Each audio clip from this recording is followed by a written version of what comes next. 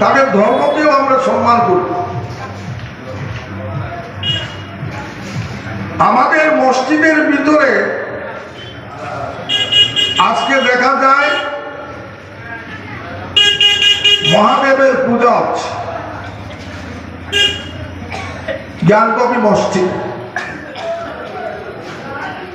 এখানে আমার পূর্বে আমার অনুজ আলোচনা করতে গিয়ে বলেছেন যে আসামের মুখ্যমন্ত্রী কি কি কথা বলেন। আসামের মুখ্যমন্ত্রী বলেন ইসলাম খতম করো, করোনা ভাইরাস।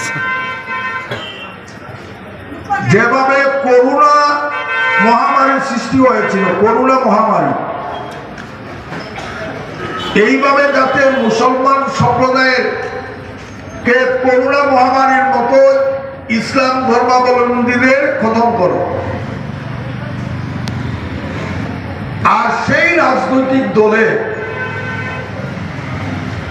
মুসলমান নামদারি কিছু লোক,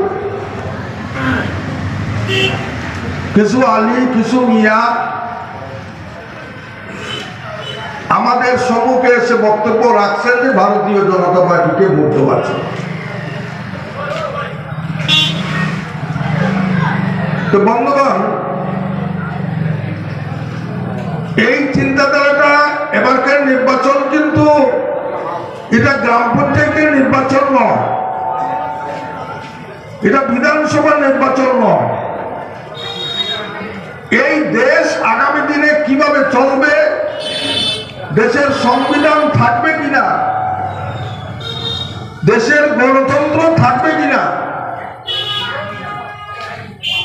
গণতন্ত্র এবং সংবিধান রক্ষা করার নির্বাচন।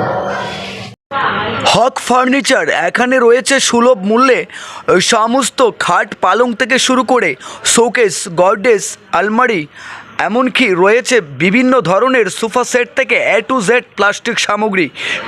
বিয়ের সেট ক্রয় করতে আজই ভিজিট করুন হক ফার্নিচারে।